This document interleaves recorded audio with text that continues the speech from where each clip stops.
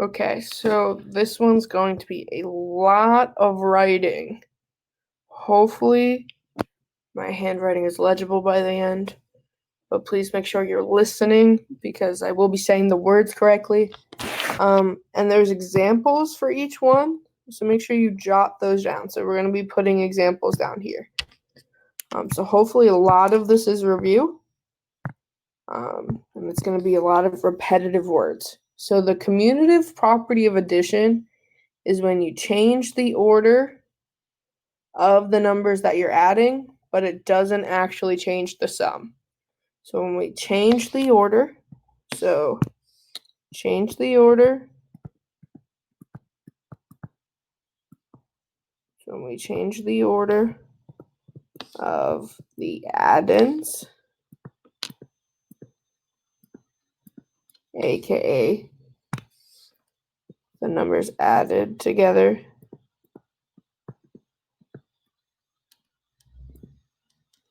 okay, so when we change the order of the addends, but the sum does not change.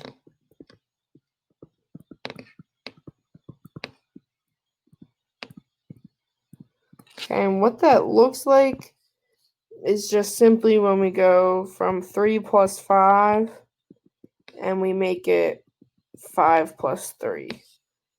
So we're flipping the order from 3 to 5 to 5 plus 3, but they're both still equal to 8. And that's the commutative property of addition. Okay, the associative property of addition is when we change the grouping.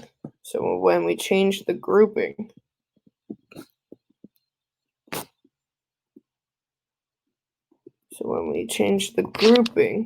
of the addends,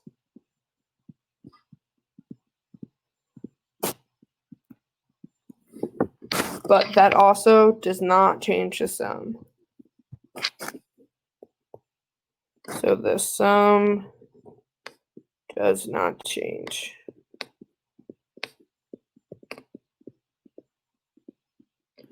And what that looks like is when we have something like in parentheses 3 plus 4, and then we have a plus 5 outside. When we change that to be 5 plus 4 plus 3. So we're changing the grouping. But the sum will still be 7 plus 5 or 9 plus 3, which is still 12. Okay.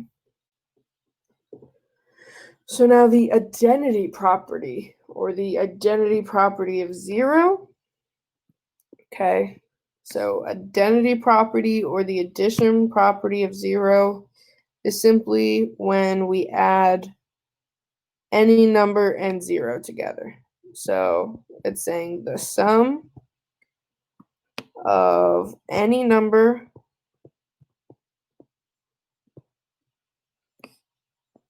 and 0 is that number.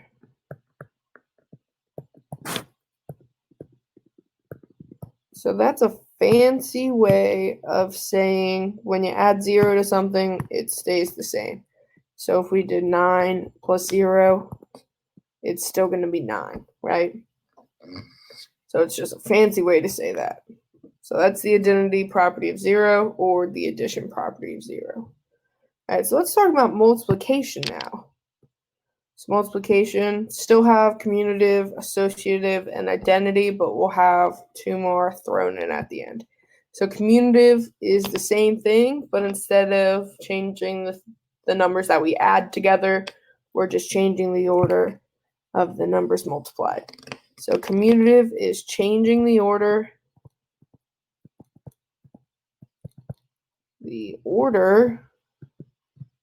of factors. It does not change the product.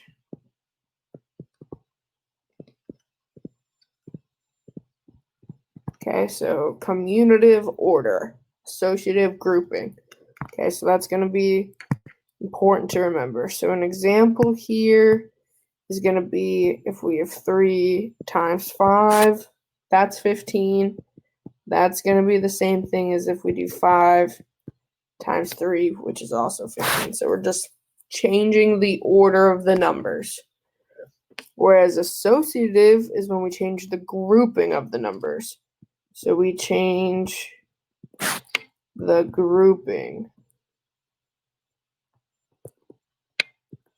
of the factors. That also does not change the product.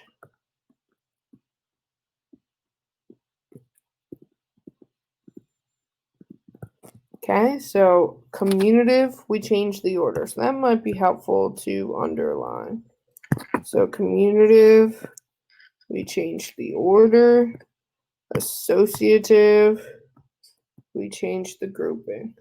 Okay, and that's the same on both addition and multiplication. So let's throw an example up here of the associative.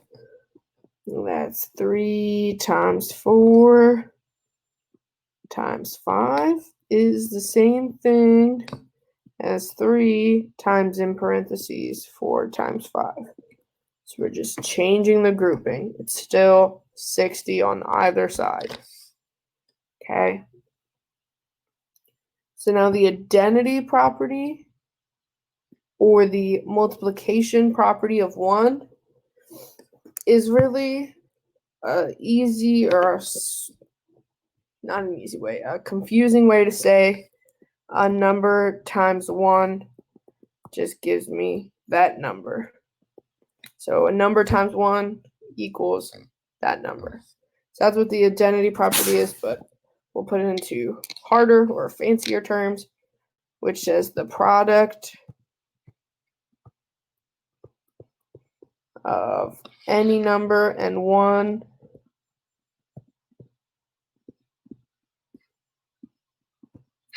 so the product of any number and 1 is that number. That's exactly what I said down here, in that 4 times 1 gives you itself, or gives you 4. So a number times 1 is that number. The multiplication property of 0, that is similar, whereas a number times 0 is going to be 0. So if we did 4 times 0 in this case, it's going to give us 4. I lied. It's going to give us 0. Whew. Sorry. A number times 0 is always going to be 0. So the product of any number and 0 is 0. So any number, when you multiply it times 0, it's always going to give you 0.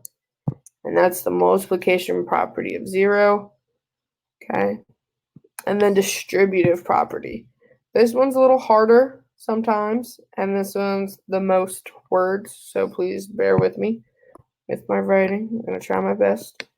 Okay, so the distributive property is when you multiply a sum or a difference. So multiply a sum or difference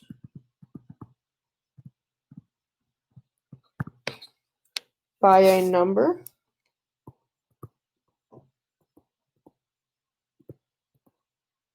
Okay, so I'm going to pause there for a moment.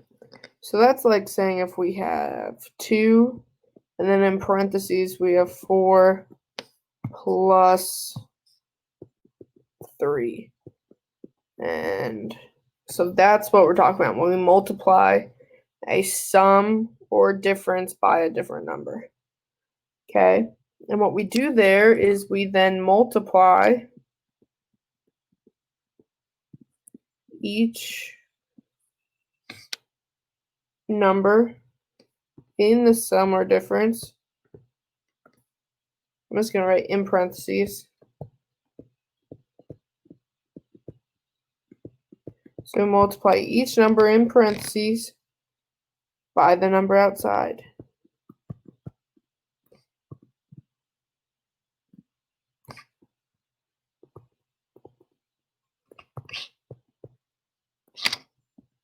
Outside the parentheses. So what that looks like is we're going to take this 2 and we're multiplying both of these numbers in the parenthesis by that number. So that would really look like now 2 times 4. We keep that plus sign, plus now 2 times 3. Okay, and we do that for plus or minus. The only thing that changes is that now it's 2 times 4 minus 2 times 3. So the numbers and the distributive property works the same way now. We also do that with variables. So you might see it as 8x plus y. And that just becomes, we still distribute the 8 to both. So that becomes 8x plus 8y. Okay, and we're going to get to variables and stuff in the next unit, so don't stress too much about that.